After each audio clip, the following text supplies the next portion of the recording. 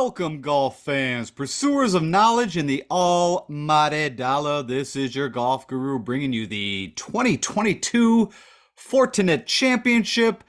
I'm giving you an all-in-one show again. It's going to be a preview of the course and everything you need to know from a background on the Fortinet Championship. Going to give you my top 20 picks for DFS.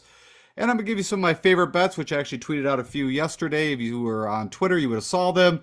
But I'll go over those with a fine-tooth comb. So first and foremost, thank you for stopping by. And yes, I'm excited. We are in the fall swing, the first event, technically, of the new season, which we always call the swing season. And I know everybody has been focused on football, even a little bit myself, but I'm glad to be back on the golf because, well, there's a reason why they don't call me the football guru, but still enjoyed our first week of NFL fantasy and all the betting and all that action. So hope you guys had a good week. All right, with that said, let's jump into this and give me about 45 minutes. We'll get through all this information. Let's go talk some golf. All right, so real quick recap because even myself has already forgot about the Tour Championship. But of course, if you remember, Rory played some amazing golf, had a really good Sunday. Of course, Scotty Scheffler, I think twice, if I remember correctly, had like a 6 to 8 stroke lead a couple times, and it looked like it was completely over. Scotty Scheffler kind of fell apart on Sunday. Rory had a great round, and good for him for winning the FedEx Cup and the Tour Championship. That's really all I'm going to cover on that. Then just something that's a little more new. If I don't know how much of you guys watched the BMW Championship. I really did not. I tried to watch a little bit, but it was canceled because the Queen's passing. So I think it turned into a 3-day event. But anyways, if you don't know, Shane Lowry got a victory here. Of course, he was nipping on the heels at the RBC Heritage. Shane should have won the Honda. Of course, it started pouring on him on 18, and it did not hit the greatest drive. So good for him. I'm a fan of Shane Lowry. Of course, I think off the top of my head, in my brain, the last time the guy won was the Open back, 2019 now. And I thought what was interesting, of course, there was quite a bit of conversations about this BMW Championship. This is the largest, kind of the player's signature event for the DP World Tour. And there was quite a interesting about the LIV players who, of course, jumped into this event. And some of the LIV players, it makes sense, right? They've played on the DP European Tour forever, supported the tour. But there's some of the guys that literally just jumped in, a bit of a money grab. They would say it was because of the world, rankings that they needed, points to be able to still play in some majors. But I know when I pulled up the leaderboard, I thought it was kind of interesting how many of these LIV guys did show up.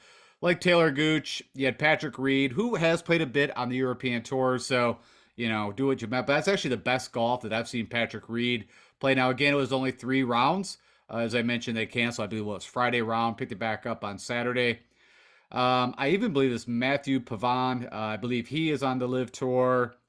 You had Billy Horschel, who has been playing a bit on the World Tour for the last 5 years, is a member, and he came out, was very vocal about what the topic I just discussed. You had RCB, Rafa Cabrera Bello, who showed up, and then Lee Westwood, of course, another LIV Tour guy, which, not that I watched, but of course we had like a weekend of really no football. You had no golf, but you had the LIV Tour event at, Bedminster. And so I actually, funny enough, did watch a little bit of that on Sunday. Of course, that went down to a playoff. DJ actually won it, making, I don't even know, it's like a 60-foot putt for Eagle. He crashed it. Would have went by probably by 10 feet, but it literally hit the back of the cup, dropped in. And the playoff was between him, Joaquin Niemann, and there's somebody I'm forgetting. I know Cam Smith was up there. You had Lee Westwood, who, had a chance. But I'm forgetting who was in the third person in the playoff, but it doesn't really matter. What I remember now is Neiman and DJ won that. If you give a crap, like I said, really, I don't talk about the LIV Tour because once those guys go over there, they're never coming back. Also, you'll see Victor Hovland in here. At one time, I believe, was leading this maybe after day one. There was a couple guys that went out and shot 8 under. So anyways, that's just kind of a little refresher for your brain on what's been going on in golf. And now let's go talk about the Fortinet Championship. All right, so real quick, we are heading to California, which, funny enough, we're going to see a bit of California, especially kicking off the actual year after January. But we're going to be in Napa, California, wine country, and we are going to Silverado Resort and Spa. They'll be playing the North Course. There's actually 36 holes here. There's a North and a South. So if for some odd reason you're doing any research, just make sure you are looking at the North Course. And this tournament used to be called the Safeway Open, literally until I think before last year. It was the Safeway Open for a few years. A lot of the guys that we know that won it, that I'll talk about, was the Safeway. And then there was the Fries.com before that. I believe, just Emilio Algrio, when he first came off at that time, well, whatever, we'll call it the Corn Ferry, but at that time it was Nationwide or whatever it was. Um, he actually won that tournament, the Fries.com, hence Safeway, like his first event, and then literally has not won since. And you probably have heard that a few times if you watch a bit of golf. Of course, is the Robert Trent Jones, Johnny Miller, originally done by Ben Harmon, 1955. Really don't need to know that, but I always throw that in if it's like a Pete Dye course or something like that, or Jack Nicklaus.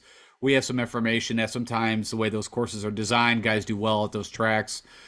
It is a par 72, and it is playing 7,123 yards. So this course, funny enough, when we get into the information, and I kind of note that in my past notes, that this course can be won by either the Bombers or it has been, or guys at least that will get in the top 10 are the kind of the plotters. This course can suit quite a multitude of players. So, but we'll dive a little more in, and I'll kind of lean on which way I'm kind of leaning on that. You got fairways are like a Bermuda, Poa, ryegrass, kind of mutt mix. The rough is a bluegrass, ryegrass. I have from last year the 3-inch rough. On the recent information that we got, there was very minimal on the course. So I'm going to stick with the 3-inch rough. We'll see how that all boils down. I know at least it's been pretty hot in Southern California. I'm not really sure up in the wine country area. And your greens are the California typical Poa with a little bit of bent. But where I've seen, like, which I'm going to mention, a Detroit Golf Club, it is dominant bent with some Poa that's creeped in, or they'll, kind of sprinkle some Poa on it. Everything that I remember, these are very dominant Poa greens. So, like when you think of Torrey or Riviera, where they have the Genesis, we are back on the Poa greens. And that is something, if you don't know much about Poa, it's very kind of patchy. And as the day goes on, that green becomes harder and harder to putt on because the ball will tend to move some on Poa, as in, these little patchy Poa spots. The ball will kind of, bank and bump off that. So, again, back to if you're playing Showdown, typically you do want to play guys in the morning. Of course, you got to check the weather, and there's other factors, but the Poa greens will grow during the day, causing maybe, the putting not to be as true. All right, the player field, we are at your full 156 field. Of course, cut down to the typical T65 and ties. Sometimes that can go up and down, but just as a number. Historical cut line over the past 4 years has been somewhere between 2 and 4 under, so you got to go a bit low here. Shooting 1 or 2 over after 2 days is not going to cut it. And then some of your past winners, we go back to, what was that, like 2018, I believe. You have Mr. Bob Tway, shot 14 under. Actually, I take that back. That's his dad. Kevin Tway, shot 14 under. You got Cam Champ, who I don't know if this was his first win was on this track. First or second, I always get the two mixed up because they're very similar, but he shot 17 under. You got Stuart Sink, who shot 21 under here. That was kind of his breakout year at this course, where that was in 2021-ish, beginning or end of 2020, where you had some of the older gentlemen that won that year. And then, of course, last year, Max Homa, which I called and won on the bet. Just pure and simple, he's elite comparative to the field, and pretty much is again this year. But you get that guy in California on Poa greens, and with his game, typically he does very well.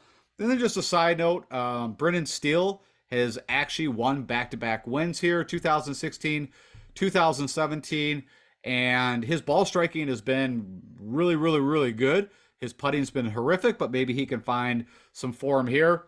His kind of build on what he does, hitting the length he does off the tees, I like it. That's kind of the lean. I'll just let you know right now that not every pick I'm making, but from a betting side and from a DFS side, I am going to be leaning towards the Bombers, who has pretty good putting on Poa and also is pretty good from that 100 yards out. So give you that away right now. I kind of mentioned I didn't get a lot of information, but what I have from last year is this is, tour average green size. Really nothing going on with these greens. They're pretty flat, around 5,000 square feet, so nothing really to get into there. 51 sand bunkers, well placed out without the course. And then water does come into play on 2 of the par 3s. I'll show you that on the course map. And then I had stem meter at 12, which is, kind of running fast. That's not lightning, but we'll see. Yeah, I feel like on Poa greens, they don't get them as fast as like a bent green. Course defense, it is an older traditional course. Your typical, kind of back forth, tree lined, pretty narrow fairways, deep bunkers around the green. And then one thing I had in here, small green. So back, I said tour average, but maybe I think I added that firm up in the afternoon. So there's some further information. So maybe a little smaller green. So approach does come into play here, and we'll talk more about that. And then, like I was mentioning from past notes, this is a course that you'll see if you look at like the top 10 finishers of each year. You're going to see typically it seems like the winners or the guys that are first or second are more of the bombers and good on POA. And then you've got like your Ches Reeves or Ryan Moores, kind of the plotters, a Brennan Todd, guys that just hit the fairways every time, give them opportunities, and those guys show up here also. I think I had last year Napa's dry, so I don't know if that's still the case. And yeah, and I had need good putters and scramblers. That has shown up here last couple of years. And like I said, is it possible they could get some wind here? I had mentioned that the wind did show up, I think, last year in the afternoon. So very typical. So that's probably enough on the course breakdown. Okay, so I did get a new map from the PGA Tour Communications.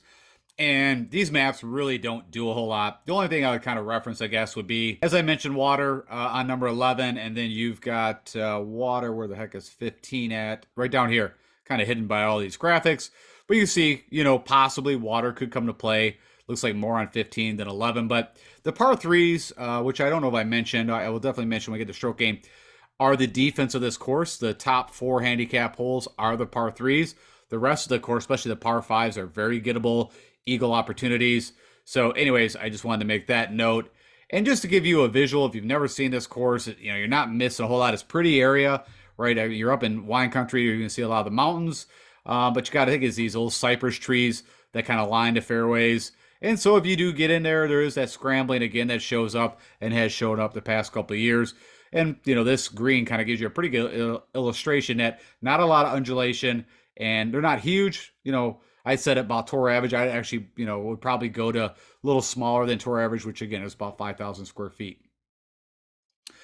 All right, so let's go take a look at the scorecard. If you see here, the first hole is kind of a gentle handshake. It's number 13th ranked handicap hole. But then you get into this tough stretch here. Now it looks like I think the front 9 is the tougher 9 out of the 2. And it looks like your chance for that consecutive birdie streak would come on the back 9. So if you are playing Showdown, which I just kind of recognized here, I would like to take the guys going off the back. And the reason why is, showing here you got 3 opportunities for birdies. But if they get to make that turn from 16, 17, 18, and then the 1, you've actually got 4 opportunities in a row to make a birdie. So that's definitely very interesting. Like I said, you can see the percentage of birdies made, the highest under those last 3 holes pretty much, except for, number 5 here. And then you got like a 17% chance of making a birdie on number 1. So that's probably the one key thing I would talk about here. And then the next thing would be, I already mentioned that these par threes, you will notice, are the hardest, handicap-wise over the history they've been here. So you got number 2 is the number 1 hardest hole. You've got this number 7. You've got number 15. And then where's the other one? And then number 11 is the easier out of them, coming in at 9, but still, top 9 hardest holes. So that is definitely a defense of the course. And then if the wind blows, that's about it. And then the tree line, I guess, would be the key things I would point out. So again, even with length, we need guys to be pretty accurate. And of course, I did get the updated scorecard, ran through it. Every hole is on point from a yardage, and the total yardage has not changed. And as I mentioned, it is the standard kind of par 72, 4 par 5 scoring opportunities. All right, so as always, I give you guys my stroke gain analysis ranking. So if you're building your own models, or if you're interested in what my model's doing and how I came up with it, this is after multiple years from the Safeway, of course, to the last Fortinet, and now it gets fine-tuned. So what do I think the skill set needs to be for the guys that we're looking at to win? And what I've seen over the years, and we'll go over this even in more detail, but approach is king, as typical. Putting really does show up here. Sometimes that's not the case, but putting on POA, it is a differentiator. I think, bent in Bermuda, there's also some, but really POA, guys that are just typically show up, it's over and over and over. Got to be really good off the tee here. Now, you can be, it's kind of funny. I noticed my past rankings, I've had just good drives, which is not considering length so much. It's more about hitting fairways And off the tee is combining right distance and fairways. So I'm going to go with off the tee. Sometimes I've just taken driving distance and combined fairways, which is kind of the same thing. Ball striking, again, I think will be applicable, again, on those long par threes. Also on those approach shots to try to get an eagle opportunity. I like guys that can hit that 230, 240, 3-iron slash, some kind of hybrid. Scrambling does show up. Like I said, I mentioned the last couple winners. They had good scrambling statistics. And then the 2 procs to the pins. So again, this is your approach shots that really show up. And it's because, again, we want those guys that got the length, 300 or more off the tee. 75 to 100 is at 10%. And then the one that shows up almost 20% of the time is this 100 to 125 again. Shorter course. And like I said, the par threes are the defense. And that's what I state down here. Again, there's, I believe 3 of the par threes are 175 to 200. Then they got this one that's 200 to 225. And that's what I'm going to be using. Kind of slimmed down a little model since the last couple of years. Again, it gives me more focus on the key areas. All right, so I actually pulled this slide. It was from last year, but I just kept it. And then I'll throw in the year Max Homa won. But funny enough, as you see, it used to be the Safeway, and they had that like jug of wine that they had as a winning. One thing that, if you know all 3 of these guys, they all have pop off the bat. They all have distance. Even Stuart Sink gained distance through his career, and he averages somewhere around 310 to 320. Of course, Cameron Champ, one of the longest drivers on tour. It's just if he's accurate, but hits that low ball flight. So again, and then Kevin Tway, he's got some pop on the bat. So, we kind of go back to that. His year, you can see gaining off the tee was definitely something strong. Approach and then putting. Around the green, like I said, I don't think there's not a whole lot around. I'm not as concerned around the green. And then we kind of moved to Charles Howell. He can bang it off the tee now on the Live Golf, but he averages over 315 off the tee. You got Cam Champ. Adam Hadwin would be probably, back to that kind of Ryan Moore, Ches Reavie, where, his short game and putting and irons is probably more than, of course, what he does. And you can see that represented here. So there's kind of an anomaly, at least, again, out of these top 4. And then Harry Higgs, if I believe right, was one of his best finishes was here, which, he doesn't, big guy, but he doesn't like hit it 330. He can get it almost 300, but he actually had a good day with the putter and had some good irons. Ches Reavie, which is kind of interesting. I've been back and forth with him. He had a recent win, which is kind of went under the, if you don't follow golf very closely, there's the Barbasol and the Barracuda that are kind of alternate events. And he just won not too long ago, probably about a month ago now, won the Barracuda. Typically the putter, as you see, even with, he gained less than a stroke here, but really gained a ton with irons, and that's what he does. He's actually a pretty good ball striker, very accurate off the tee, just hits it like 285, but hits the fairway every time. When those irons do what typically they can do, it's just, can he have a bunch of 3-footers? And if he does, he's going to have some success. That's how he won the Barracuda recently. Kevin Streelman, not really super long, kind of just, decent all around. So nothing I'd really call out of that. But I mentioned Stuart Sink, who actually won it again. So if you look at just the top guys, off the tee, they gain 2.5 to 3 strokes. You can see Champ, of course, gained 3. On the irons, they all gained pretty strong. And with the putter, you had to be pretty strong too. So that's, like I said, a little older. So if you want to just look at last year, the year when Homa won, what was kind of resounding. And you're going to see, Max Homa, Mav McNeely also's got great length. I was actually pretty interested in Mav. No, I think last year I also bet him because, again, we'll talk about the comp courses, but again, going to California, that's where Mav McNeely grew up on POA. Same with Max Homa. So there is that California ties. But you can see, again, they both gained quite a bit with the putter, did well with the irons, and gained quite a bit off the tee. And that's kind of, I guess, the focus. I mean, Mito, I don't know, he's not super long, but he gains about 300. Gooch, really good ball striker, same thing, about 300. Leishman was kind of an anomaly, right? He's got distance, but he hits it all over the map, but really gained a ton with the putter. You can kind of see CT Pan did the same thing, gained a lot with the putter, not a whole lot off the tee. Scott Stallings got some pop in the bat, gained quite a bit with the putter. Patrick Rogers got some distance too. He's kind of interesting. I don't even know if he's in this field, to be honest. I didn't look, but anyway, so again, just some more kind of, for me, reaffirming. Like I said, I like the guys that are good on POA, and I like guys with distance, and then just hope the irons are there. All right, so with that said, let's go look at, I did create a custom model, as always, for you guys. And this one is focused on recent form. There's no filters turned on.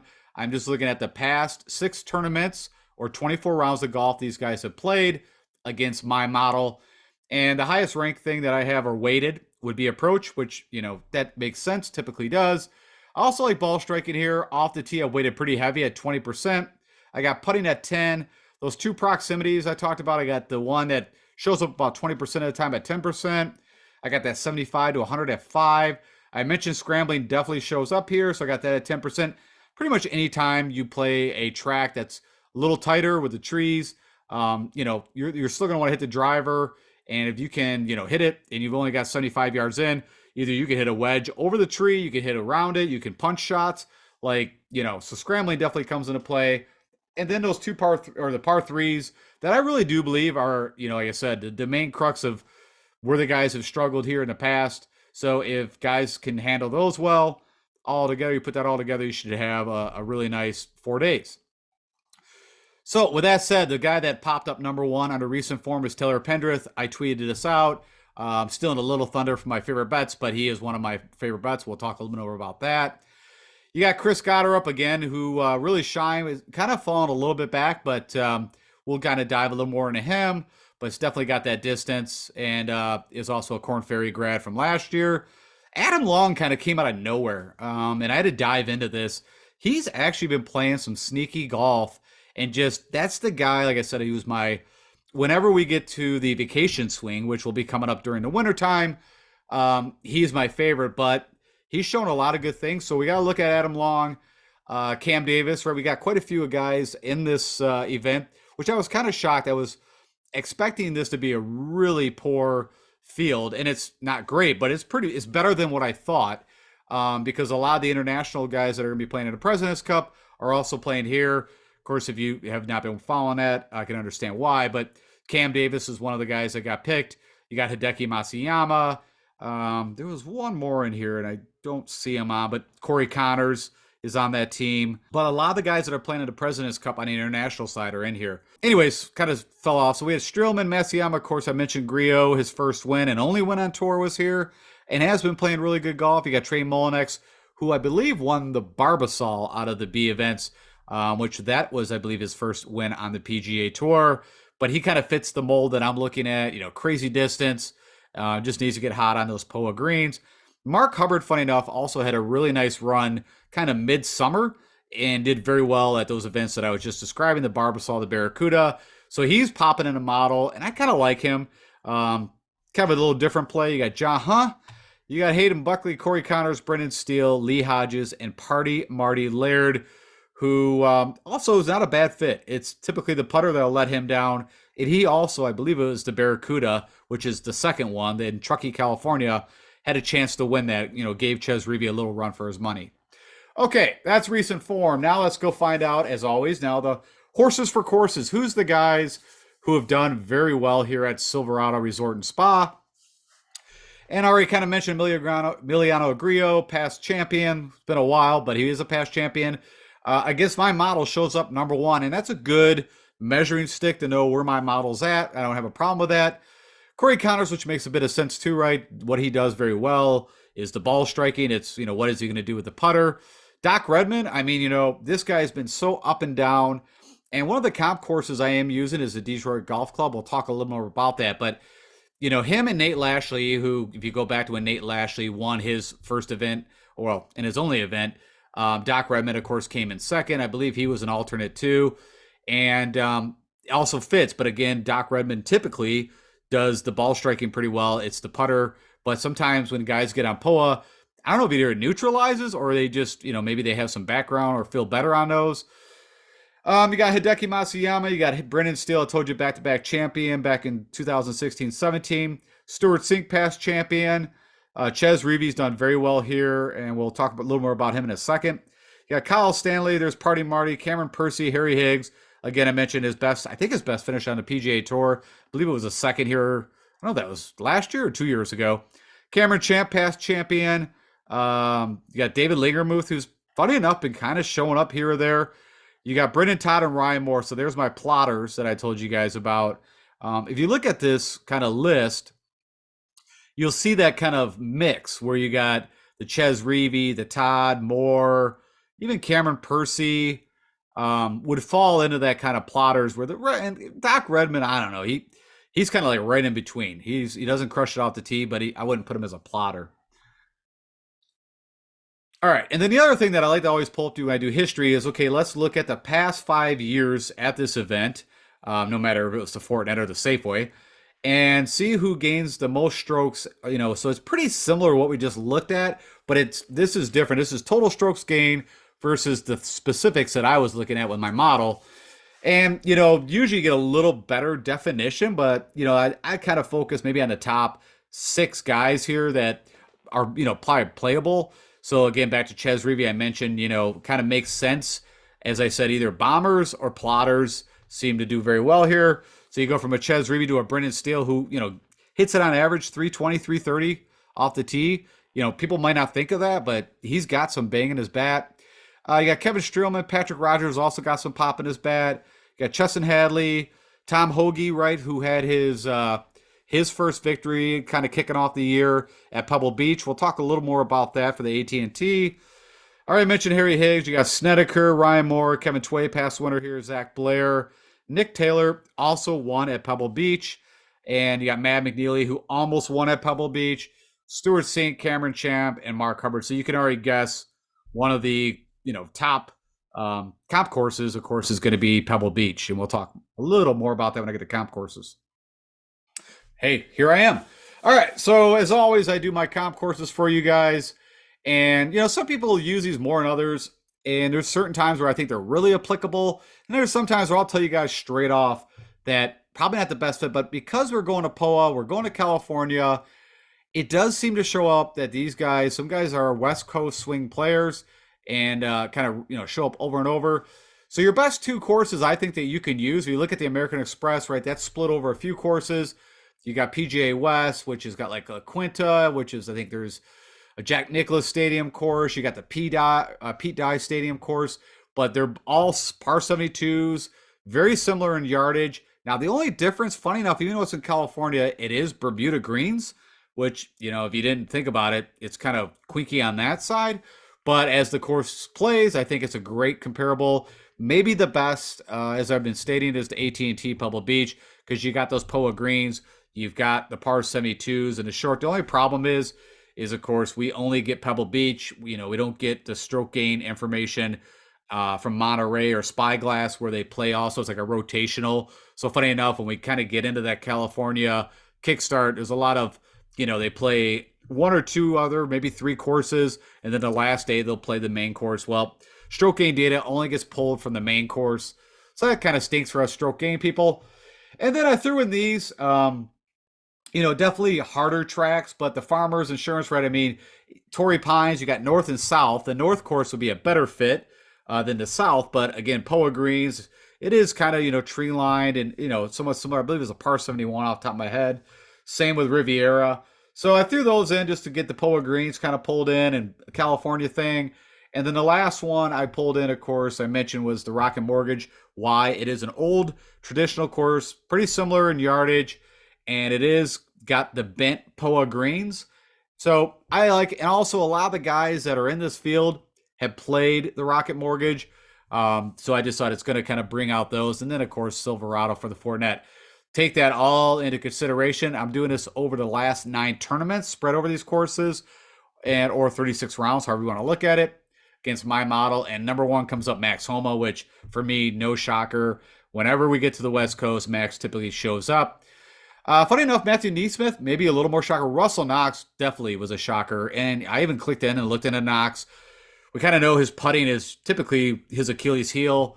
And it didn't show like that on POA that he does better, but he does resonate. So it's something to think about. You got Kevin Streelman, who keeps popping a lot of my models. Chris Kirk, Cam Davis, which, I always make this note that he always outperforms his finishing. So even if Cam Davis ends up in 25th, typically Cam Davis is going to have a lot of birdies and a lot of eagles, get you a lot of DraftKings points. So from a fantasy perspective, he's always a good play. Now, he's definitely getting a little pricey, but for this field, I understand. You got Taylor Moore, Ches Reavie, Taylor Pendrith, who like I said, I'm very excited about, especially from a betting perspective. Ryan Moore, Matsuyama, Doc Redmond again pops up. Corey Connors, Jason Day is in the field. I don't know. I for a long time have had to just kind of be off Jason Day, and if he strikes, which came close at what the Wells Fargo at PTC, Potomac at Avondale Farms, that really long name. But they had to switch the venues because of the President's Cup coming up, I believe, next weekend. But kind of interested in that 7,900. Luke List, we're going to talk more about him because I'm pretty excited about that. Gary Woodland. I mentioned Nate Lashley. He could be a very sneaky play. I don't even know if I picked him in my picks. I probably should have, but he had a really good showing at AT&T Pebble Beach last year. Well, yeah, the previous. He also, of course, won the Rocket Mortgage. For some reason, he shows up in these events, and someone that you have to keep an eye on. Then Tom Hoagie already mentioned one Pebble Beach, AT&T last year. And then some other things, if you're just as purely focused on the best ball strikers, not looking at any courses, just last 6 tournaments they played, who's been striking the ball the best? And I already mentioned this, Brendan Steele, which of course has got 2 wins here. If the putter goes, Brendan Steele is very live, and I'll talk to him on the betting side so you can think about that. Taylor Pendrith, Corey Connors, Luke List, Chris Gotterup, Hayden Buckley. You got Griot, Streelman, Reevy, Davis, Trey Mullinex, Lee Hodges, Adam Long, again, I mentioned, shows up, Mark Hubbard, and Shank. So a lot of these names just keep popping up over and over. Now, one thing I did not mention, and I'm not going to go into, but of course we have, I don't know if we have all 25, but we have a lot of the guys that just graduated from the Korn Ferry Tour in this event. There's only a couple that I have any, or care about at this time. We're going to have to learn a little more. I think it was Sam Bennett actually is not in the field, who I would be kind of out of all of them. Well, and then of course Taylor Montgomery, which I mentioned, are like the 2 that I'd be most, right now that I have eyes on. A lot of the guys that graduated, we have some background on. You got like Padre Harrington's son, which is Steve, or I don't know, I can't, or Jim, who the hell knows? He somehow got back on tour, which was shocking. We got a few guys that made it back on tour that I was pretty shocked. I didn't think we'd see those guys again for a while. But if I run across them, I'll mention them. But there's really, we have enough good players here with PGA experience that right now I'm not too worried, except for, like I said, Montgomery out of this field is the one that I'm interested in. All right, and then I think this is a key one for this event, and I mentioned this, is best POA putters over the last 36 rounds of golf. Again, it'd be 9 tournaments playing on POA, and that's all this is looking at. And so this is pulling all those comp courses I pretty much just mentioned, except the Amex would not be pulled in. I mentioned those are bent. But you got McNeely, you got Matty Kuchar, Wyndham Clark, which we're going to talk about him from a betting perspective. You got Brian Stewart, again, who's had a pretty good showing here. He fits in that plotter category. Webb Simpson, if you guys have been with me, or if you're new to me, I used to be a huge Webb fan. He, over the last couple of years, has just lost his game on multiple different fronts, and so I will not be playing Webb, and I will not be recommending him. Now, we've been, I think the one time that I probably picked him, and I think I played him in one and done, was at the John Deere this past summer, whatever it was. And of course, he missed the cut, and that was it. That was like, out of that field, if you can't make the cut, Webb Simpson, we've got a big problem. And his game does have problems, lots of problems. So I'm completely off Webb. You got Max Homa, Hubbard, Matty Wallace. Why I'm thinking of it, just so you guys know, he was leading the Dutch Open, I believe it is, on the DP World Tour. That would have been, I believe, the event right before the BMW, and ended up in, I think, 5th or 6th. Had it not the greatest Sunday. I think he shot like a 72, but showing some life. So, for 7,100, Matty Wallace kind of fits a little bit of what I might be looking for. You got Michael Kim, Molinari. Funny enough, I bet him. I don't know if he was 300 to 1. The reason why I bet Peter Molinari, was crazy odds, but of course he can get super hot with a putter. And this is a course, Molinari is not long, but can be pretty accurate, and he can get pretty hot and has shown to do so at times on POA. So put a bet in it, like I said, just nothing big, just crazy odds on him. Snedeker, his game almost like a Webb Simpson has just been trash. So I'm not going near that. Patrick Rogers, of course, had the amazing Stanford career. I believe broke some of Tiger Woods' records, and we've been waiting for this to transfer over to the PGA Tour now forever. Just kind of a ball striking master, but he's a guy that's a good showdown play typically, because he can go out and shoot that one day of 64, 65, but then watch out the next day he can come out and shoot that 75. So Denny McCarthy, right? We were on him quite a bit last year. I keep saying last year, but technically it is the new season. But just never came to fruition. But it's one thing that he does very well on any surface is putt. Troy Merritt is interesting. He's had some success at this event. Of course, he almost won the Rocket Mortgage, right? They went to a playoff with Cam Davis. He lost in that playoff. And but kind of an interesting play, but I don't know about that dollar sign, 8,700 for Troy Merritt. And then, of course, Justin Suh, who I believe is a Corn Ferry graduate. I'm just trying to remember if he had to go back down and then came back up. He's definitely kind of been back and forth, but there was a lot of promise. I believe he was out of Florida State and at one time was very highly ranked. I'm trying to remember if he was coming out during the Scheffler kind of Will Z, or if he was with the Morikawa Hovland crew. But anyways, doesn't matter. Justin Suh has showed a lot of potential at the amateur levels and at the kind of college and even some Corn Ferry. So that's kind of interesting that he shows up here on POA. All right, so I tweeted out some of my favorite bets. I've got quite a few here. I know I'm excited. I told you guys that, I've been waiting for us to have kind of this weaker field where really, I don't say anybody could win this thing, but there's a lot better chance. We don't have, the top 25 ranked ranked players here. I mean, your highest rank would be, your Homas and Matsuyamas and, but other than that, I mean, it's pretty open for business. And so also, funny enough, DraftKings gave me a bunch of free $5 bets. So that's why quite a few of these names are in here. But I'm going to give you guys my favorites, and there's 4 of them here. That's why I popped them. So I'm going to try to remember the odds. Right now, Fantasy National didn't have the odds. They just had the DraftKings pricing. But probably out of all of them, my favorite is Luke List. And what's crazy is on DraftKings Sportsbook, at least yesterday, and that's why I tweeted this out as soon as I put these in, he was 130 to 1 in this field. Now, Luke List, if you don't know much about Luke List, what is he? He is a ball striking master. Maybe you could put him almost top 10 over the past 10 years. He's also the worst putter on tour, maybe ever at times. And so, of course, if he won the Farmers Open, which is in California, that's on Torrey Pines. Those are POA greens.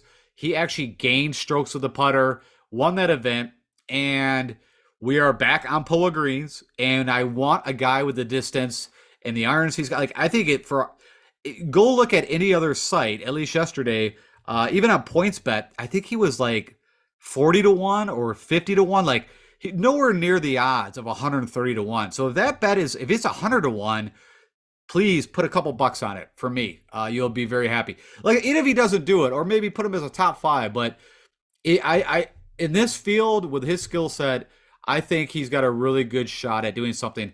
On a total side note, too, Bethpage Black, which held the PGA Championship, this is now 4 or 5 years ago, also has POA greens. I think he ended up in second in that event. Again, POA. So we'll dive a little more into Luke List, but you're going to hear that's awesome odds. 130 to 1 for Luke List in this field where he just won at the fire. I don't know what they're doing. I know he's had not the greatest run of golf, but I'll dive into it, but I think it's mostly the putter. But I really don't care about all that. I just know what his skill set is, and he just won even a year ago on a tougher track on POA green. So, all right, I'll get off the Luke List bandwagon. Wyndham Clark fits right into that. I believe Wyndham, let me think about this. I think he's 65 to 1 on DraftKings Sportsbook, again, which is way better than PointsBet. And I bring up PointsBet because these are the two that I use and I kind of compare and contrast against. So 65 to 1, a lead off the tee, really good, one of the top putters on POA, and at least over his career, usually very bad with the irons. And so if Wyndham Clark could just be decent with the irons and do what he does off the tee and with the putter on POA, 65 to 1, I'm pretty excited about that. Again, if you went and check PointsBet, I think it's 28 to 1. So there's quite discrepancies. I feel like DraftKings Sportsbook is really giving us some good numbers. I hope they're still there when you get to watch this show. Taylor Montgomery, I tweeted out 50 to 1. Again, PointsBet, I had him in the 20s. If you don't know Taylor Montgomery, this guy just destroyed the Corn Ferry Tour. I believe the last 10 events he played in, he top 10 or bettered in the last. But he hasn't had a win, but the guy is just over and over. So worst case, you could bet him top 10. Now, I don't like the odds so much for that, or top 5, but I like the outright 50 to 1. And then Chris Gotterup, he's kind of struggled over his last of the couple events. But again, when I dive into the details, he's got that same skill set. We're really good off the tee, really good on pull greens, and I believe he's 130 to 1, just like Luke List. So those are my four favorite. All the rest I like. I mean, I mentioned Matty Wallace, what he kind of recently did. He's starting to show some life. Of course, Cameron Champ, not the worst, not the best recent form, but he didn't get the win as he typically does last year. So I could see past winner here kind of would make sense. Matthew Neesmith, same thing, kind of waiting on him. Got that elite driver, and I think he almost was it Valspar. He had a chance to win. I think it was his best showing. Brendan Steele already mentioned. I bet him 45 to 1. So, the books are a little smarter on him. Past 2 wins, been a ball striking genius, or won here twice. It's just a putter, but hey, he's putted here before and won twice here. Then these are some of the $5 bets, the free ones I had. So I picked Bo Hostler because, a good showing at Pebble Beach. And these are all high odd guys. Like Garrick Hago, purely I bet him because he's 500 to 1. And I'm like, why not? In this field, Garrick Hago, of course, won the Palmetto. It was I don't know, it was a first or second event on the PGA Tour. Now, of course, I like him on the vacation swing where he's won a couple times. Oh, geez, I'm forgetting the island now. But on island courses, while he was on the DP World Tour. Harris English out of this field. I know he's still trying to get healthy. We haven't seen optimal Harris English, but it's been quite a while since he's played. So hopefully, he can get back to his stats. But for 7K, I don't think it's a bad, DraftKings GPP large, for the 100K that's out there this event. I like that play, and I also bet him. I think he's somewhere, I don't know, 150 to 1. Brandon Hagee. If you don't know Brandon Hagee, I think his best opportunity to win on tour was at the 3M Open. But he's got crazy distance off the tee. He actually looks a lot like Dylan Fratelli. They're like doppelgangers. But at the min price of 6,000, if you want to take bare min on a DraftKings play, I like him. And then of course, 500 to 1 from a betting side. You know what? Throw a buck on it, and could win 500. So he's got some of the skill sets that I think could work out well here. All right, Mitchell Molinari, Fratelli, same thing. Of course, I think his last one was John Deere. Those were bent greens at TPC Deere Run, but he's also very elite. Also, he showed up at some majors. If you guys remember the 2020 Masters, where he came out of nowhere, and that's when he kind of had that newfound length off the tee and competed. I think he ended up top 5 when DJ won that Masters. All right, I think that's enough. But if you were only going to make 4 bets, these are my favorite right here. And if you're only going to make 1 bet, I really like Luke List. So you heard it here first. I tweeted it out. I wanted you guys. I think they made a mistake betting him or giving us 130 to 1. Now, again, like I said, he's had some bad recent form, but make that bet. Okay, let's go jump over to Fantasy National. We'll dive a little more into these guys just from a picks perspective, and then I'll get you guys out of here. Okay, so I've hopped over into Fantasy National, and if you've never seen or heard of this tool, I highly recommend it. If you want to do your own analysis and you are putting any kind of money on golf, I highly recommend it. That's the short of it, but you're going to get a little bit of further information on it, seeing right here from me. All right, we're going to be focused on the DraftKings pricing. That's what I always use, but again, these picks you can use for FanDuel or whatever site that you decide to play your fantasy golf on. And as always, I'm going to be looking at the last 24 rounds of golf against this mini model I've made. I've got no filters on. And also what we are going to be looking at from a mini model side is focus on approach, off the tee, putting, the par threes I mentioned, and that proximity. So if you think about the bigger model I created, I've now slimmed it down to the 5 most important areas that I've rated. You're also going to see here the birdies gained over those past 24 rounds. And then what's kind of nice is under recent results, I'm even pulling in the Korn Ferry stuff. So some of these guys have went back and forth between the PGA and the Korn Ferry. You're going to see how they done there. So we'll see their last 5 tournaments they played on how they did. And then, of course, tournament history, which is good. We have a ton of tournament history here. It's been played here for quite a while, so no problems on that. You're going to notice that typically I give you guys 20 picks. I couldn't slim it down to past 20. I like the 21, so you're getting an extra one for me. And I just thought, what does it matter? 2021. These are the guys that I'm excited about going with. Okay, with all that said, let's go take a look at who we got here. So right off the bat, I believe we got 4 guys in the 10,000 range. And again, I try to pick these picks. I mean, yes, they're the guys that I like, but I also try to make it where, of course, I'm spreading it out where you guys can actually build some lineups with these. And right off the bat, you got to make a decision. And you got between Sahith, you got Corey Connors, Homa, Hideki. And no brainer for me, Max Homa, of course, your past champion. But I told you, whenever he's on POA, and he's been playing really good golf for a while. He's funny enough, if you kind of see his history here, wasn't that great until 2022, which I believe the odds even on him were pretty good. It wasn't great, but they were pretty good last year when I hit him. So no issues. I don't know if you need me to go in anymore. I mean, if I click on Max, I'll just give you some more information just for your eyes. He hits it on average about 310, pretty accurate off the tee. But this is the big thing. Gains quite a bit on the splits on POA. And let's see here. So we have a little bit of this information, but of course, he won the Wells Fargo, had a good showing at the Memorial at Jack's Place, pretty good showing at the PGA. He did miss a cut at the Open, but that's okay. And then, of course, the FedEx Cup, it was for him. I mean, you got to remember, these are out of shorter fields, but he had a good tour championship. So I'm totally good with Max, and that would be the guy that I would, if I only was going to pick one at the 10,000, he would be my numero uno guy in. Corey Connors, I'm a fan, right? And he's been playing good golf. This course should just fit him perfect. Again, it's all comes down to the putter. Also, he doesn't show up as well on those par threes.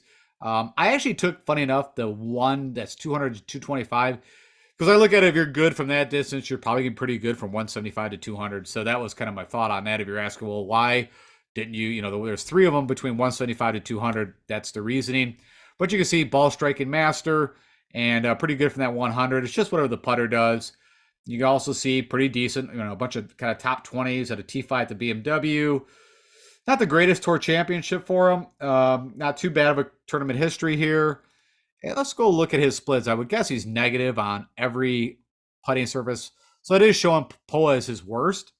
So if you were trying to make a decision between maybe want to play Sahith or Matsuyama, then that could be one thing you could take into factor. But I like Corey. Actually, he's been putting better this year than as of late. And if you ask why not Hideki, he's just so kind of up and down this season, and I just don't. Like I said, I mean, again, ball striking master. Not too far off from Corey. I mean, really, if you look at their skill sets, driving accuracy, their distance are almost identical. You can say, I guess, Hideki gains just slightly. I mean, it's almost even. We'll call it even because that's not even anything. I think a lot of it was just kind of the miscuts and the withdrawals and, head to neck issues and just kind of the up and down kind of season it was for Hideki.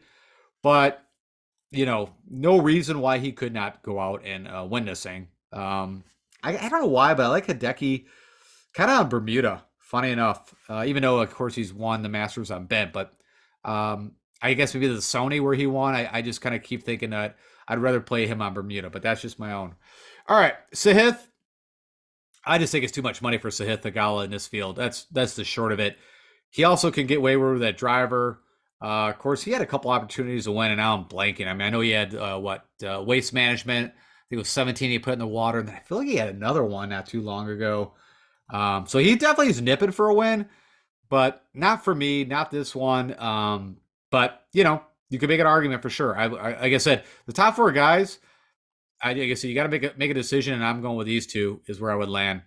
Matt McNeely, again, everything tells you that you should play Mav, but almost again at 10,000 price tag, I think he's also going to be pretty chalky. We'll see how that all works out. Again, I'm not going to do ownership projections because it's only Tuesday for you guys, but you can see it here right now, at least what's been put in up to that point. So it should give you again a little bit of understanding, but yeah, his irons you can see have been trash, and it's been a rough season for Mav. You can also see he had a good showing last year, but not the greatest. Not too far off, funny enough, from what Max Homa's done. But he's got pop in the bat, and POA is his best putting surface. So you could definitely make an argument. I'm not saying don't. Depending on how many lineups you put in, I'll probably put a couple of Mav. I don't really know. I think I'm going to be betting heavier in this event than I will be doing on at least the large GPP event. I always do some showdown. So that's probably how, I'll probably put a few entries into what I call the lottery tickets, even though it's only 100K this time. But Yeah, I'll probably throw a few in there, but the rest of it will be kind of showdown stuff. Taylor Pendrith, you can see everything is green light go. Been playing really good golf already. He had a shot at the course that I think is a pretty good comparable at the Rocket Mortgage. Even had a good showing at the BMW for the FedEx. Just didn't have enough points to get on to the Tour Championship. And of course, I believe it was what, RBC Heritage. I think he also had a chance to win there. Let me take a look here. Again, the brain's gonna be a little foggy. It's been so focused on the football stuff. Not the RBC Heritage. I meant I think it was this. No, he didn't play at the RBC Canadian. So it was the Rocket. I think it was one of his. It seemed like there was one more place. So okay, the Players was last, and then he showed up. He put and played the Barbasol, the Wyndham. So yeah, I mean, except for the FedEx St. Jude, the guy's been, and I don't think that's a good course for him. TPC Southwind. I would. I'm more guys that are just accurate off the tee than I am distance. I think this is a course his distance can definitely. Let me go back for his putting splits real quick. So the Show and Poa is not his number one, but we don't have a ton on him. Um, Still relatively new to the PGA Tour, and then he had that, I think it was a rib injury that kind of held him up. Anyways, I'm a big fan of Taylor Pendrith. I think it's a great play from a DFS side. I already told you about Cam Davis. If Cam Davis is in a field like this, no questions. 9,600 kind of hurts a little, but I think DraftKings is pretty smart that he just definitely outscores. You can also see he's been in amazing form. He's also got the distance. Could definitely take advantage of these par fives. That's a bit of it too. I didn't probably should explain that more. That all these par fives, four of them are very gettable and very, chances to eagle every one of them. So again, also why the guys typically show up with the distance off the tee is that, hey, they're getting, minimum birdies, but they're getting a lot more eagle chances than the plotters would. Davis Riley, I was on him for a while, right? He had that good showing. I think it was like early in the Bermuda side. I think he also showed up at Valspar. But I'm kind of for that price tag. There's too many other guys I want to play, so no, thank you, Davis Riley. I like Tom Hoagie. The guy's been elite with his irons. Showed up at the Tour Championship. Showed up at the 3M Open. Also, of course, I mentioned he won Pebble Beach, which is a great comparable course. He kind of fits more into the accuracy off the tee than the bomber. Let's go see here. So yeah, Pebble Beach, he gained 5 strokes with the putter, which can typically be his nemesis. Also, the next is the Amex. So my top two comparable courses, I don't know if I bet Hoagie, but I need to probably go do that because that even kind of confirms to me. Yeah, you guys know I am a sucker for betting. But honestly, just to go on a little note about betting, like I don't know how anybody bets on football or like I can't take even odds or negative odds. Like once you bet golf and you're getting, like when you hit that 100 to 1, 300 to 1, man, I don't know. So unless you're putting a lot of money out there, like I'm never gonna be that guy that puts thousands of dollars on a bet, period, no matter what it is. So, anyways, Tom Hoagie, I like him. Also, probably not a bad bet. I haven't looked at his odds yet, so go check out his odds. If he's anywhere around 50 to 1, I think it's a good bet. Emilio Grillo also, I probably need to look at him, but wouldn't it be great if he got a second win back here? He's been playing really good golf. T2 at John Deere, T2 at the 3M Open. He really struggled all the way until like I think it was midsummer. Let's go take a look at my buddy Grillo here. Yeah, so you can see beginning of the year miscuts up the wazoo, even starting at the Farmers. So he only showed up at the Genesis, which is Poa Green. So there's something there you can hang your hat on. And then started to show some life here, kind of springtime, beginning of summer, and then really kind of came on here towards the end. So a lot of it was his irons. Usually he's a very good iron player. The putter is usually terrible, but you see he's gained the last 4 events with the putter. Yeah, maybe the last 5, but we don't know what happened at the Open. So that's huge. Like if this guy is gaining with the putter and can do what he does with the irons, typically, usually very accurate off the tee. He's not too far from a Lucas Glover, which I didn't even look if he's in the field. I think he is. Also could be a pretty good play, just off top of my head. But I like me some Grillo. Brendan Steele, I've already kind of talked quite a bit about him. Of course, I mentioned he's had 2 wins here. You see 2018, which is funny. What I had was 2016, 2017, but neither here or there. But he's been kind of on and off, which literally on and off, Jekyll and Hyde between miscuts or, kind of these T30 finishes. It's all about the putter. We go click on Mr. Brendan Steele. You're going to see, like I said, it averages around 310. And you can see it, the putter kind of just sucks. And if we go click on his wins, you're going to see back to back. At that time, I believe it would have been a Safeway. And funny enough, it comes up 2017, 2016, but for some reason, it said 2018 on their results. Neither here or there, don't matter. You see the Amex, great comparable course. Trying to see the Amex again. So I already bet him 45 to 1. I wasn't super excited about that, but man, a lot tells me that Brendan Steele could definitely win here again. All right, Danny McCarthy, elite with one thing. The ball strikings kind of went up and down. You can see he had a couple miscuts here, then kind of showed up. What's kind of like a sneaker for the FedEx. If you were playing anything, he would have been a nice sneaky play from a DFS side to get those, T20s, because his game going into that was looking pretty suspicious. I mentioned Troy Merritt. What's he done here? He has had a T4, a T16, a couple of miscuts. I think he could be kind of an interesting sneaky play if ownership's low. Thomas Detry, no, not my cup of tea. You can kind of see even on the Corn Ferry, what do you have? 3 different events. He had a T4 and then missed a couple cuts. I don't know. Like I said, I don't know.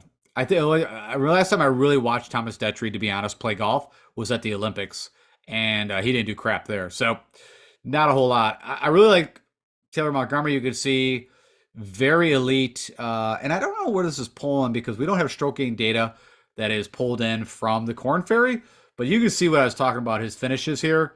Now you can see his missed cut, but before that, he also had, like I said, 11th place, an 8th, and like the guy's just been en fuego, so I'm gonna hopefully ride that hot hand. And you can see elite on the 2 things that I was talking about. Can make some birdies. Let's go click on him real quick so you guys can see. Crazy distance. You see POA, it's a one funny enough surface that he gains a bunch on that we do have, and we don't have a ton of information on him. So you got the Farmers that he played here, which is funny. I totally forgot that he played in that Farmers, but ended up gaining almost 5.5 strokes with the putter. The U.S. Open, where is this at? Is that the Torrey Pines? So again, just wanted to verify that gained again a huge strokes on the putter. Boy, the irons were trash. His irons had to get better. There's no way you've had those kind of finishes with just trash. So literally the 2 PGA events we have both been played on POA. So there you go. Like I said, this could be maybe some false or fool's gold, but I don't know. I'm pretty excited about playing this guy. Awesome recent form, but it is on the Corn Ferry Tour. But the 2 times that we've seen him on the PGA Tour have been on the West Coast. And funny enough, I don't even know. It seems like this guy must be a California guy. I haven't looked enough into his background, but to get into those 2 events. But yeah, I'm pretty high on this Taylor Montgomery guy. You already know my feelings on Webb Simpson.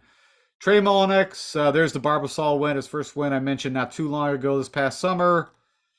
And not the greatest history here, but 2017 had a T22. But been playing really good golf, above and beyond for Trey Mullinax. So I like his skill set, so I'm in on that. You got Justin Suh, who just won the Corn Ferry Championship, so I guess a lot of people are pretty psyched about that. Didn't do a whole lot at all. We go look at him real quick if you're curious. We talked a little bit about the Florida State, but funny enough, POA does show up, so that's kind of interesting. I did not notice that, but now you do know the information just like I do. That's his best putting surface. Now you're going to see we don't have a lot on him because he had to do quite a bit of time on the Corn Ferry, but man, he had a really nice Corn Ferry season. And then, like I said, here's the PGA stuff that we got, which is not good. Bunch of miscuts.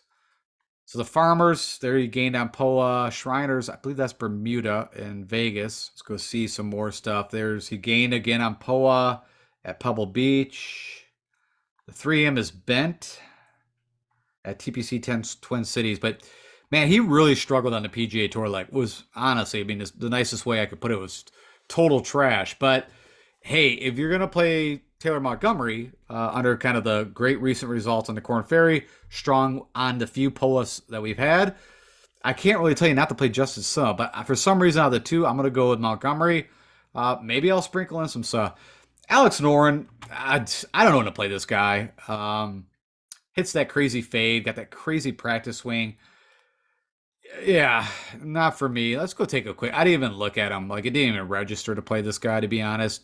So POA's his worst surface. I just want to see. He's had a batch of miscuts. He had some decent showings. Let's just go see where his best. So you can say Torrey Pines is his best finish at the Farmers.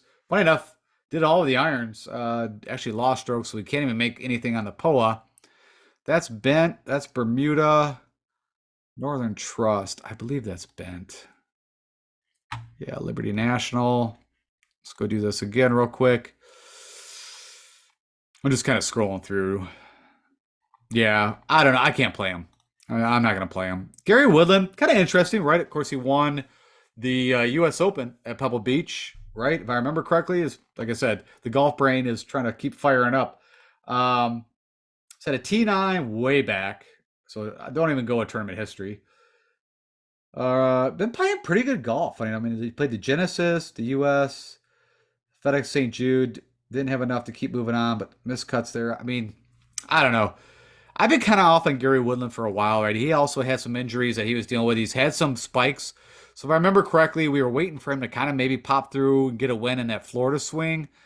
So let's go take a look at that real quick. Back here. Yeah. So, yeah, he had the fifth at the Honda. I think he had actually, I don't know if it was Arnold Palmer where he had sand issues and what kind of threw him out of the tournament at the very end on Sunday. Doesn't matter, but he had a really nice showing in Florida. And then, a good showing of Valero, which is well, first the Valspar, the Valero's in Texas, what TPC San Antonio, that is Bermuda greens too. So I guess if I had to play this guy, right, for me, I kind of want to see him on Bermuda, but you can also say one of the better. Let me go see this. What did he gain when he won that? Let's take a look. See, U.S. Open. Wow.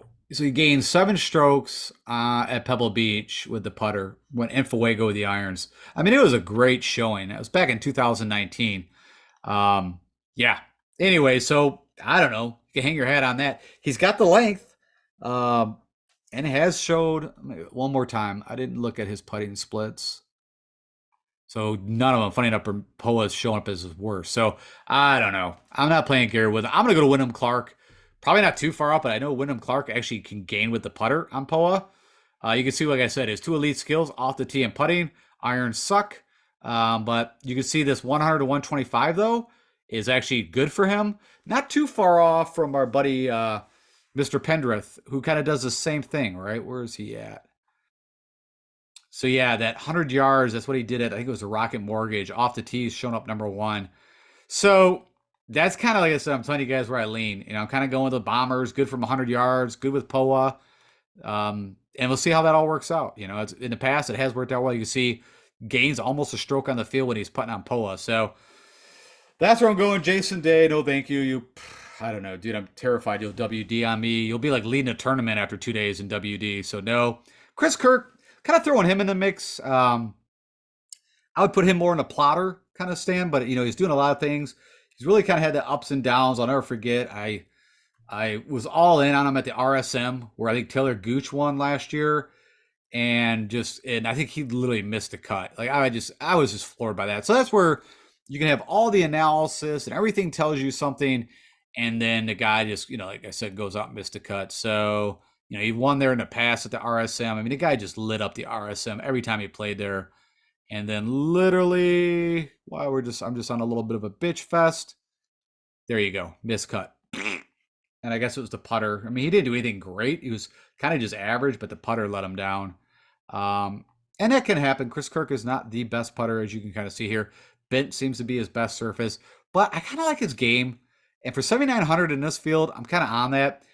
If I was going to eliminate one guy for you from a DFS perspective, I'd probably eliminate Cameron Champ. I told you I had 20 picks. So if you want to know, let's just do it. I'm going to eliminate him from the field. So we're at an even 20. I think he's a pretty good bet. Probably also because I've been betting quite a bit of him and waiting for him to get that win. You can see he's got a little smattering. The Rocket Mortgage, he showed up. Of course, I mentioned he's a past winner here, a T25 before. And you know what? Just my own brain, I got to see. I think this was his first win ever. Let's go qualify that. So he won the 3M, which I hit him. I think it was 80 to 1. So Sanderson Farms. Okay. That was his first win. Then the Fortinet. Okay. Let's go look at him real quick. So you can see, funny enough, past Palom, which I would have never guessed that. It's nice that we're tracking this now within Fantasy National.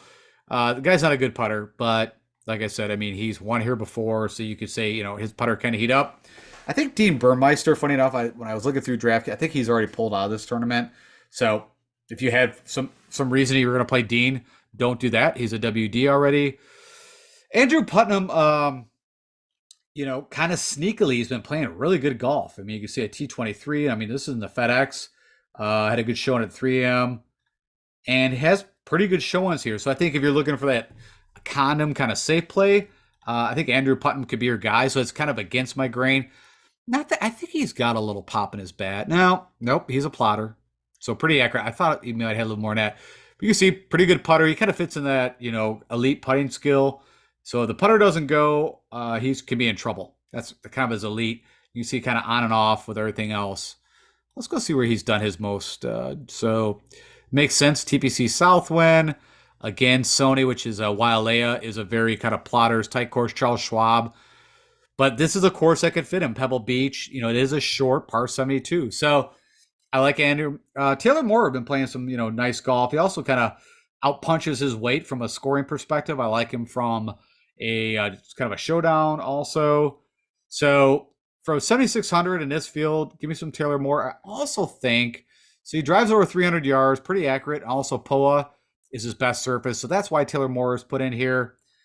Matt Kuchar, I don't know, whatever. Yeah, Ches Reavie. Like, these guys could be very applicable here. If you're putting a bunch of lineups together, like I said, I'm kind of going on the stance of the Bombers over the Plotters. But these guys, there's going to be a couple of these guys that end up in the top 10 area. So no issues. JJ Spawn, I'd put in that Plotter category, right? Got his first win at Valero and kind of struggled after he got that win, but is kind of showing up. He had a showing at the Rocket Mortgage. Not a bad showing at the BMW, so kind of coming back on the radar. Nick Hardy's had decent finishes on the Corn Ferry, but no thank you. Streelman, funny enough, he showed up here a bit. So a T13, a T25, a T3.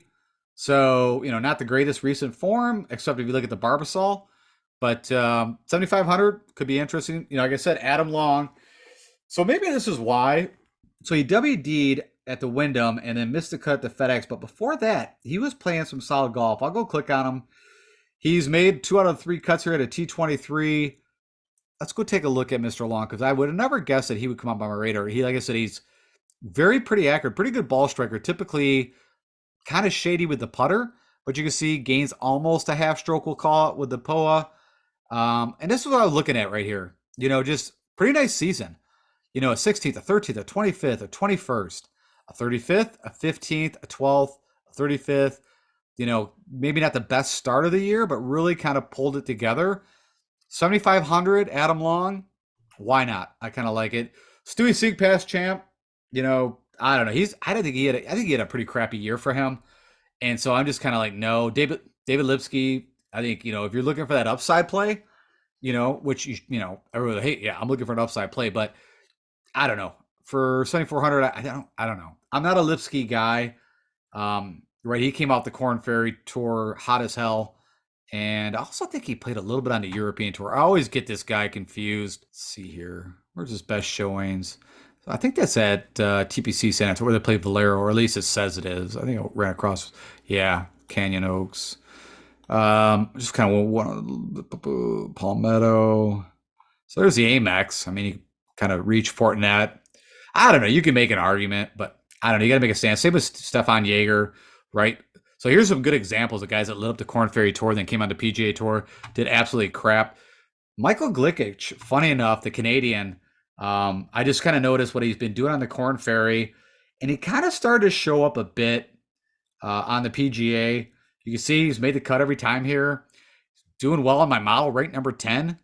I never thought I'd see it, but I think I saw an interview with him. Like, I don't know if he was dealing with some physical things, but it's something about it. He was back, and you could see, this is actually September, so this is the Corn Ferry stuff. Would be the most recent. I don't know why it's not pulling in that way, but the Wyndham, you missed a cut, but he had a 16th, a 21st, a 10th, a 40th.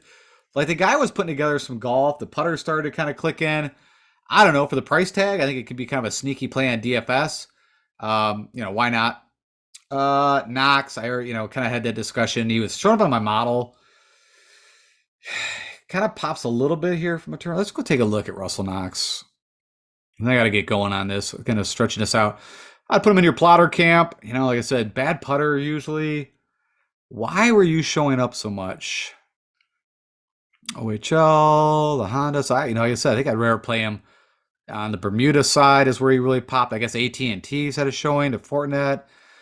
So he has showed up at the Fortinet a couple times. So I don't know. Do what you want. I'm not for me. Patrick Rogers, like I said, he's got some pop in his bat. Told you 310. Whenever you see that, these guys can hit it out there 330. Pretty good putter. Irons have been kind of on and off. The putter really went sideways there. Let me go click on him. So RSM to Deer. Just want to see where he's had some of his better finishes. Well, Torrey Pines a while ago. The Fortinet. Huh. That's kind of interesting. Why not? It'd be nice to see him get a win. So I think he'd be a decent play. I have no issues with him. Alex Smalley, you can kind of see very hit or miss. No issues. Uh, where did he? What was it? Wyndham? Is that where you were supposed to get the big Alex Smalley payoff? I think that's where he belongs to that course, if I remember correct. Yeah, he had a 13th, so it was a good call. I think I picked him. I'm pretty sure I did if I remember all that crap about him. I think his first invite he got on the PGA Tour was at the Wyndham. So I don't know. Alex Smalley for me, the Wyndham. Not here. Justin Lauer, no thank you. Mark Hubbard, I guess this is almost a model play. I also like Mark Hubbard. I don't know. He's just kind of a funny guy. I like his demeanor.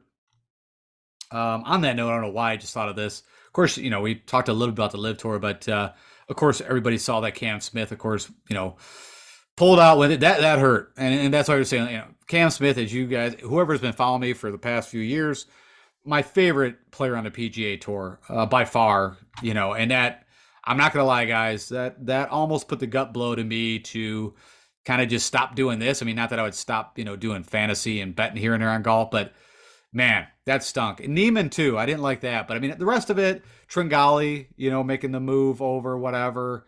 Who else made a jump? There was a guy. It doesn't even matter. I don't even care. But yeah, that sucked. So I guess a little mourning period for us. Cam Smith, truthers and lover. I mean, the guy was great. Nia Smith, I like him from a betting perspective. All right, I'm gonna start flying through these guys. Column turn, right? I mean, kind of showed up, got everybody excited, but and we're done. Party Marty, I don't think it's a bad play. Svensson, is hard. You can see the model loves him. You guys know I'm a big Adam Svensson guy, so I'll play him. I'll probably even put him in some showdown, but I didn't pick him. Like I said, you can only make so many picks. I mean, you can make. There's my Lucas Glover. Could be sneaky, right? I mean, Grillo, if the putter pops. Let's go see where he's had. He's a terrible putter, but good ball striker. I just want to see if he's ever done anything on POA. That's all bent. I believe that's Bermuda. Bermuda. Yeah, nothing tells me that he would have, for some odd reason, find the putter. Doc Redman, I told you, kind of showing up. Been playing pretty decent. I mean, at least the Boise Open had a 10th. Been pretty rough. Yeah, there's a T3 here, so that's a lot why he shows up. Also, the Rocket Mortgage, not recently, but had a good showing. I told you guys, Matty Wallace, he showed up at the Rocket. This is what I was talking about. Kind of showing a little bit of life. So I'm going to go with him. Also, had a chance to win the Dutch Open. I also feel like POA was a good surface for him. Yep. So his best surface by far, gains over a half stroke. So could be a very interesting bet and play.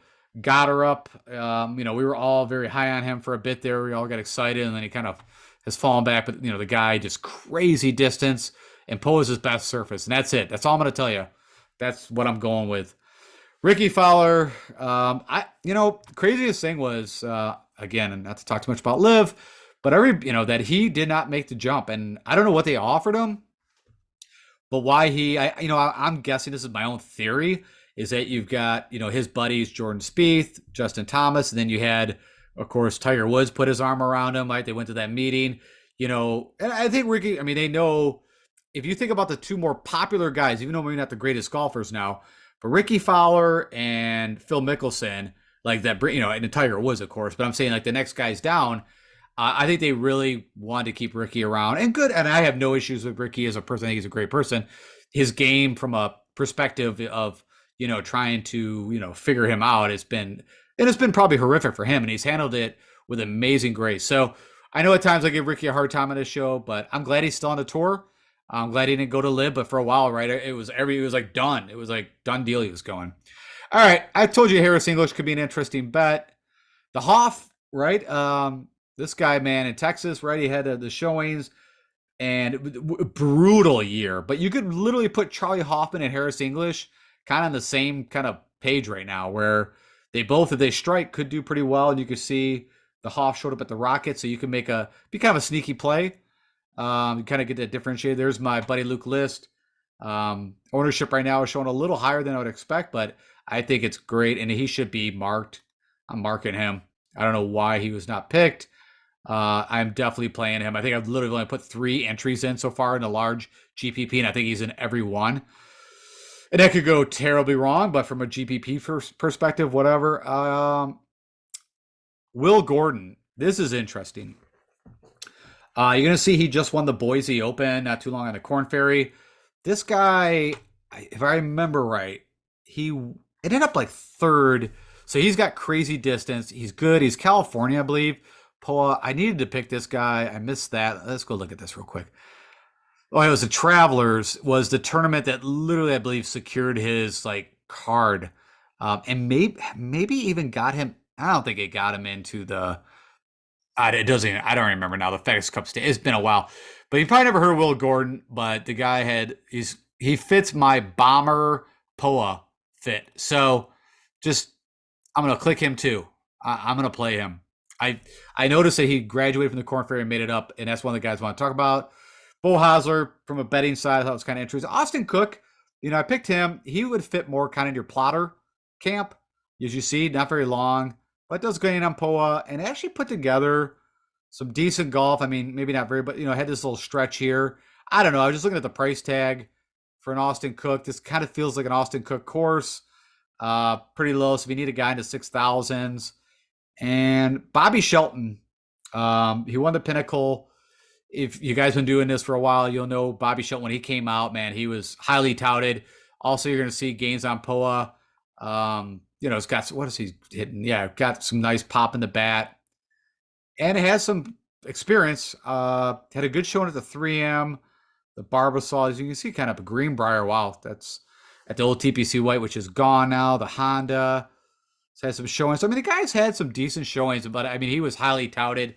So for 6,800, if you want another name down here that I think is a good play, I'm really now kind of just went over my mark by a couple. I think you guys know all these guys. Joe Damon, I like him on. Somebody Blackbeard, Michael Thompson. He could fit in your plotter camp for you. Look at this guy, man. So you guys know I rode him hard trying to win a bet on him last year, and it did not happen. So there you go. This would probably be the time. Could be a course for him. What does he do on putting on Poa? Bermuda's his favorite. He's positive. Grayson Sig, right? We had a lot of graduate, had a lot of prosper, but I think his games kind of went, Patty Kazire, my broke back guy. I don't even talk about him anymore. Like, that's how far he's fallen. Doug Gim. So Doug Gim is the guy that I always mix with Lipsky, with David Lipsky. So that's the 2 guys I was kind of messing up.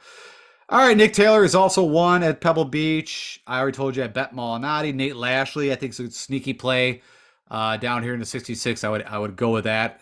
I probably will sprinkle him in. And Ryan Moore, I picked him. He's had a pretty good history here. Not recently, but before. I feel like his game has kind of gotten a little better here. Let's go take a look at Mr. Ryan Moore. So he gains quite a... Well, Poa is his best surface. We'll put it that way. So good showing at the Wyndham. John Deere kind of showed up RBC. But, he had a ton of missed cuts. I don't know if he was dealing with an injury. He had that second hit to John Deere, and then he kind of just fell off the map. So I feel like he's kind of back as Ryan Moore is going to be. So I think he's a pretty good play. There's my Smotherman. Right? Like I said, he came on my actual, at the Farmers is where he popped on my screen.